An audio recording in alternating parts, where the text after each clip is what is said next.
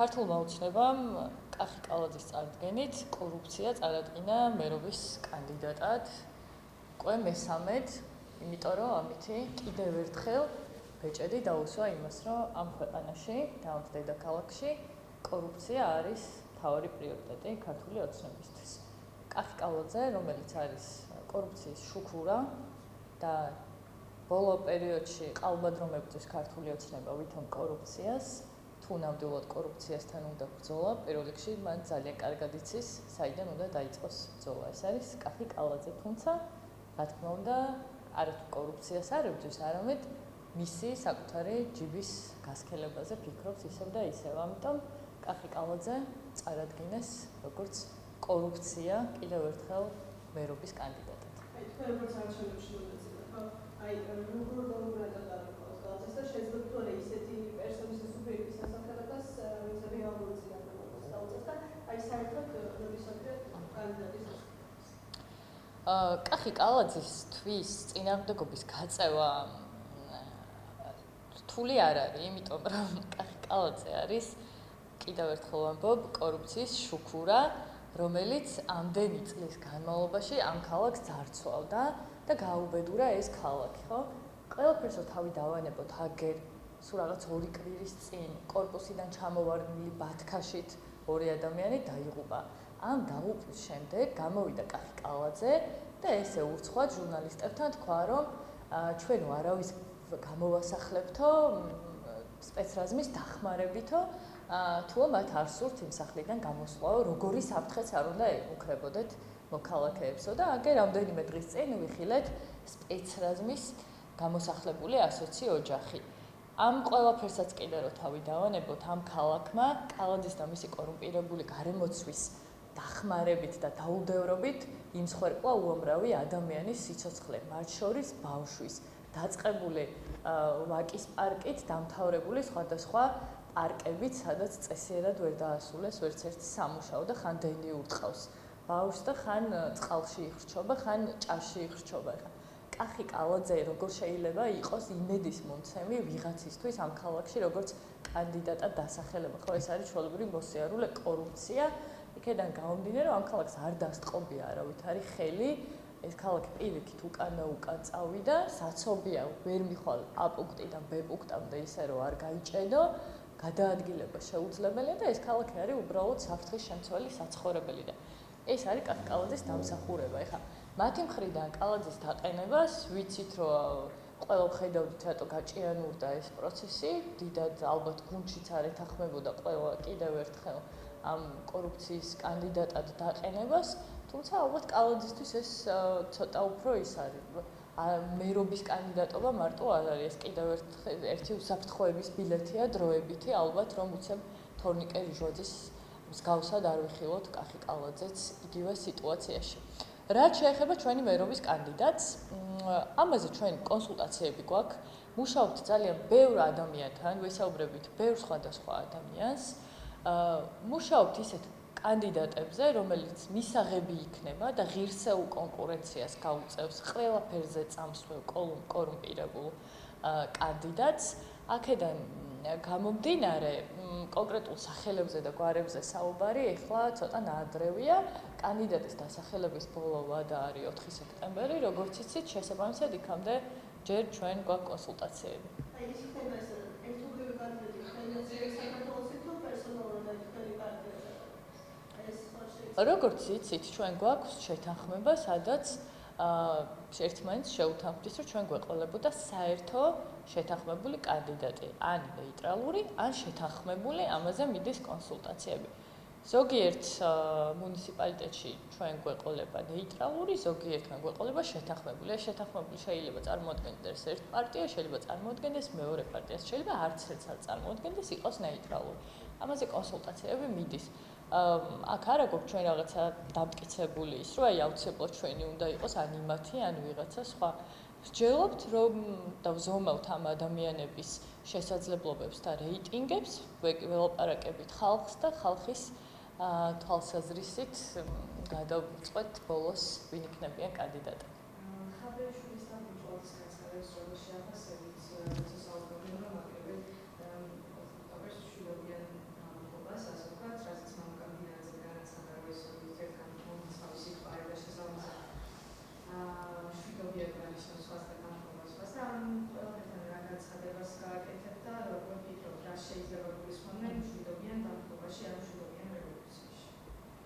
როდესაც ადგილობრივი თვითმმართველობის არჩევნებს ბოიკოტს უცხადებ და საერთოდ როდესაც ბოიკოტს აცხადებ, რაღაცის გაკეთების თავი უნდა გქონდეს. ან ბოიკოტი თავისთავად ქმედება არ არის. ბოიკოტი არის ქმედებისგან თავის შეკავება. შესაბამისად, მას უნდა მოყმებოდეს აუცილებლად რაიმე ისეთი ქმედება, რომელიც აი ამ შენ ბოიკოტს გაამართლებს, რაზე ჩვენ ძალიან ბევრი გვედავნენ და იქეთ მეორე მხარეს რომ არის ეს რა პროდასავლური პარტია, რომელიც ახლა ერთმანეთს ეჩხუბება იმის გამო, რომ აქეთ ერთი მხარე ფიქრობს, რომ რაღაცა რადიკალური უნდა გააკეთოს და მეორე მხარე მიხვდა, რომ რადიკალური არაფრის გაკეთება არ შეიძლება და ახლა ერთმანეთს ეომებიან, თუმცა რა თქმა უნდა, თუ არც არჩევნებში მიდიხარ, თუ არც არაფერს არ აკეთებ, მაშინ გითხრა სამხალხმა, რას აკეთებს.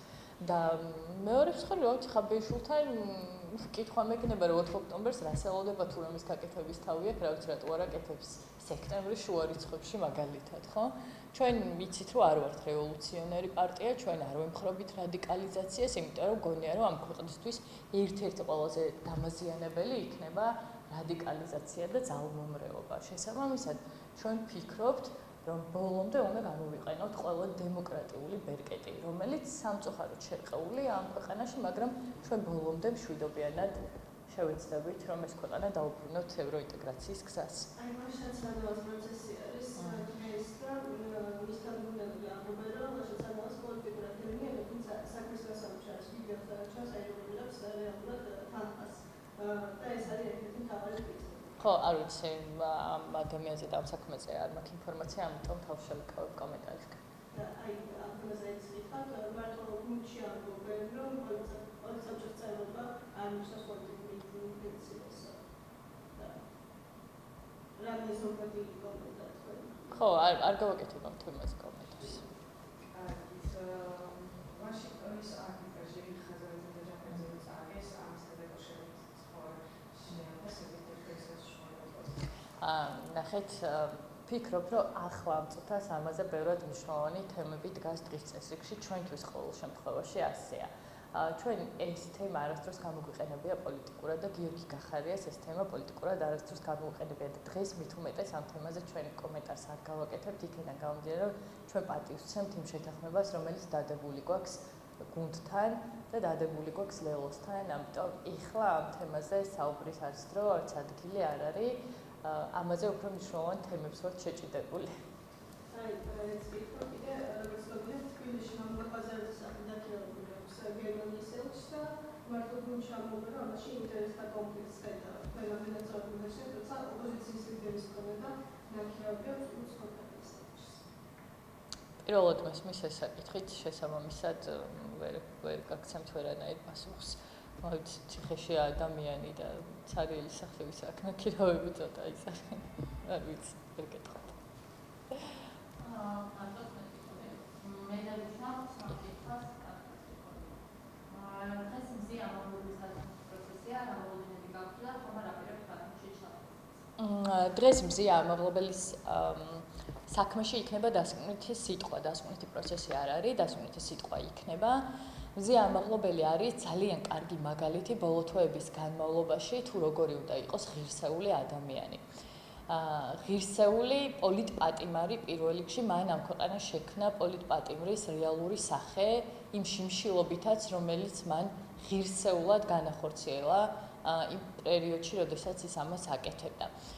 მზი ამაღლებელი არის ძალიან კარგი მაგალითი, როგორ ეშინიათ ქოცებს ღირსეული ადამიანების და მაშინ, როდესაც მთელი ექსპერტიზა ჩართული ყავთ დგებუაძის სახეზე წარმოსახვითი სიწითლის აღმოჩენაში, აგერ ქართული ოცნების მაღალჩინოსნების მფარველობის ქვეშ მყოფი კაცები ღია ცის ქვეშ დღისით მზისით ყოფილ ცოლებზე და ქალებზე და ბავშვებზე ძალადობენ და ძალიან თვალსაჩინო ჭრილობებს აყენებენ. მათ 2 წლით უშვებენ ციხეში, ან გირაოთი ათავისუფლებენ, ან საერთოდ ციხეშიც არ უშვებენ და საქმეც არ იწყება მათ წინააღმდეგ. მზი ამაღლებელი, რომელიც დღეს არის ნამდვილად ღირსეული ადამიანის სახე, არის პოლიტპატიმარი და მძევალი და ქართული ოცნება კობახიძის მეთაურობით ცდილობს, რომ სამაგალითოდ დასაჯოს მზია ამაღლებელი. ჩვენი გუნდი, რა თქმა უნდა, მზია ამაღლების პროცესზე წარმოდგენილი იქნება, ისინი ყველა პროცესზე არიან წარმოდგენილი. და შესაბამისად დღევანდელ პროცესიც იქნებიან. მეორე თემა გადამწყვეტი დაიწყო და ხის ბოლომდე ვადა ქართულ ოცნებას ევროკომისიის ვადასთან შესასრულებლად თუმცა ოცნება რიტორიკას არ იცვლის და კვლავ საბჭოთა მექანიზმში დევს გავს ევროკავშირი. რა მოგვიწევს წავედ თუ არა დათანხმებაზე ქართული ოცნება? ქართული ოცნება ეხლა ამ წუთას ვაჭრობს მხოლოდ საკუთარი თავის და საკუთარი ჯიბის გადასარჩენად. ჩვენ ყოველთვის ვამბობდით, რომ უნდა დასანქცირდეს ქართული ოცნების მაღალჩინოსნები და კორუმპირებული ადამიანები და ეს არ უნდა შეეხოს ქართულ ხალხს. შესაბამისად, ვიზა ლიბერალიზაცია არის ქართველი ხალხის მონაპოვარი.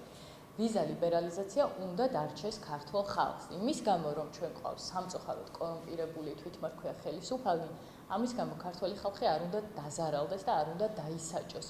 ამას შეიძლება არ დაგვეთანხმოს ბევრი ადამიანი არც ოპოზიციის მხრიდან, თუმცა ამას მნიშვნელობა არ აქვს. ქართველი ხალხი იმსახურებს ვიზა ლიბერალიზაციას. ერთადერთი, ვინც დასჯას იმსახურებს და დასანქცირებას, ესენი არიან ქართული ოცნების მაღალჩინოსნები. დღეს მათ ვიზა ლიბერალიზაცია დააყენეს თავისი ჯიბის ვაჭრობის საგნად და ვიზა ლიბერალიზაცია არ არის მხოლოდ თავისუფალი მოგზაურობა ევროპაში.